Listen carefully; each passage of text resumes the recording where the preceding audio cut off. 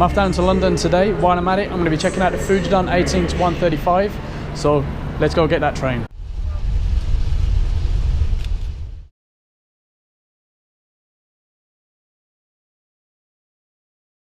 There's a lens close up then.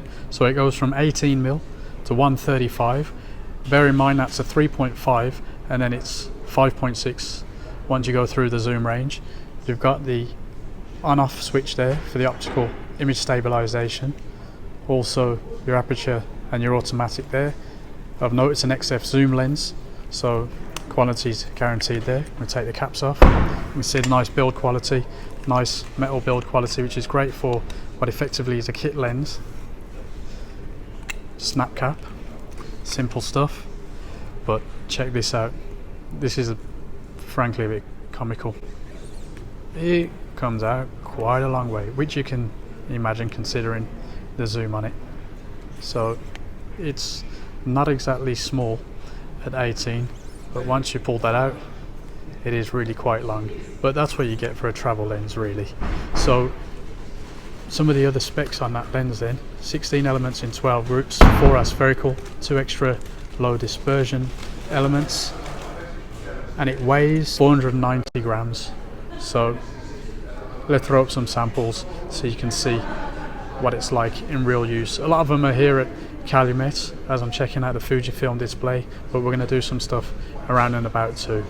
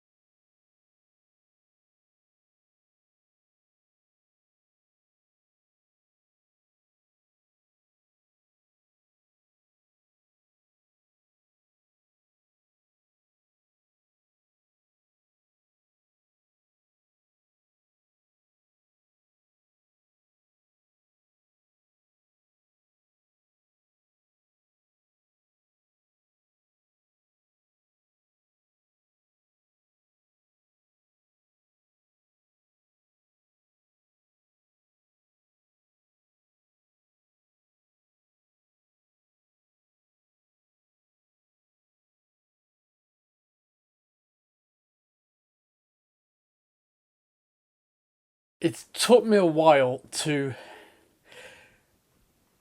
get this final thoughts through because I wanted to give it a bit more of a play.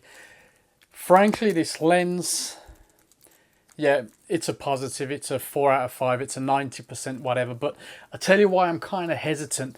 It's not really my kind of lens, which isn't that fair if you're looking to buy this lens. But considering it's got such a crazy range, which normally as it goes up through the range degrades the quality, this is a solid lens. It's not a cheapo lens. In fact, the price tells you that it shouldn't be a cheap lens, over £700 or whatever, and probably less in dollars these days. Well, it's solidly built, metal, high quality plastic. It's sharp. It's not super sharp, but it works well. As you get up to 135, yeah, it softens up a bit, but it's still probably better than you'd expect for something of this nature, the 18-135.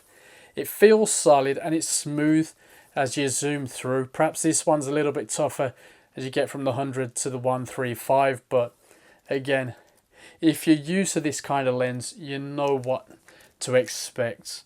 I found the images that came out of this, or rather through this lens, were sharp. They were fine. They weren't as good as the primes. I had the 18mm before, not as good. Haven't really used the 18-55 to death. I believe it's that this actually is a little less sharp. I've used the 16-55, which is obviously a whole different lens, and that's obviously much better.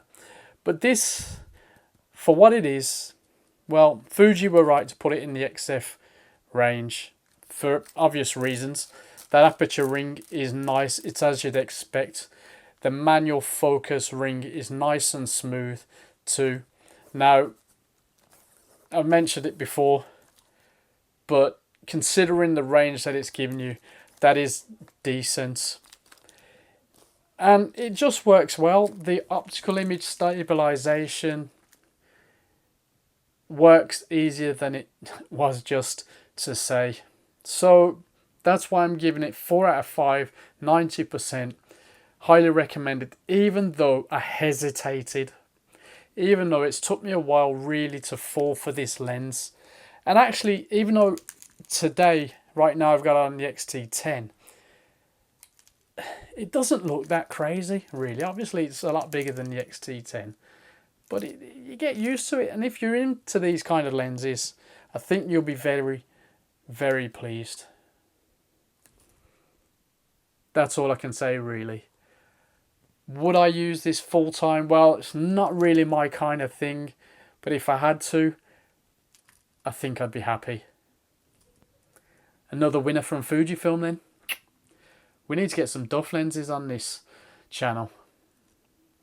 Fuji, do you have any duff lenses? It's time to get hold of the XC range. Right, I'm off to Calumet to see what I can rent. Oh, and by the way, if you love these lenses, let us know why. The conversation's below. Subscribe, and I promise to not do everything this close to the camera. Anyway, that'll do. I think we'll have a bit more of a play with this though.